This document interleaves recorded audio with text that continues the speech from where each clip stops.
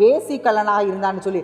அது மாத்திரமல்ல, ஒருவேளை போஜனத்துக்காக தன் சேஷ்ட புத்திர பாகத்தை விற்று போட்ட அப்படின்னா, இந்த ஒருவேளை சாப்பாட்டுக்காக அந்த மகிமையான, மேன்மையான, உன்னதமான அந்த ஆசீர்வாதத்தை இழந்து போன இந்த ஏசாவை போல நாம் இருக்கக்கூடாது என்று சொல்லி ஒரு எச்சரிப்பின் செய்தி ஆண்டவர் நம்மோடு கூட சொல்லி கொண்டிருக்கிறார். இன்றைக்கி நிறைய நேரத்தில் நினச்சிருப்போம்ல, இந்த ஏசாவின் வாழ்வை குறித்து நம்ம பெரிதாக பேச மாட்டோம். ஆனால் நமக்கு ஒரு எச்சரிப்பின் செய்தியை சொன்ன ஒரு கதாபாத்திரமாக ஏசா நம்ம முன்பாக நின்று கொண்டிருக்கிறார். லோத்தின் மனைவியை நினைத்து கொள்ளுங்கன்னு சொல்லி.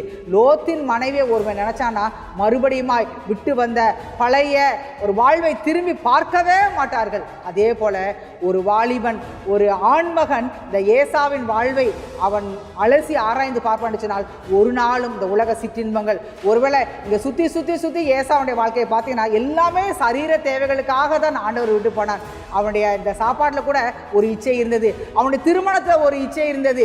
எல்லாவற்றையும் சுற்றி சுற்றி பார்க்கும் பொழுது இன்னும் பார்த்தீங்கன்னா அவன் வனத்துக்கு போவது, வேட்டையாடுவது எல்லாமே அவனுடைய சுயமான இன்பத்துக்கு அடுத்தவைகளாக தான் காணப்பட்டது. அவன் எப்பொழுதுமே தன் குடும்பத்தை நினைக்கல, தன் பெற்றோரை நினைக்கல. நமக்கு ஒரு தெய்வம் உண்டு, அவருக்கு ஒரு வழி உண்டு, நமக்கு ஒரு பாதை உண்டு, எதையுமே நினைக்கல.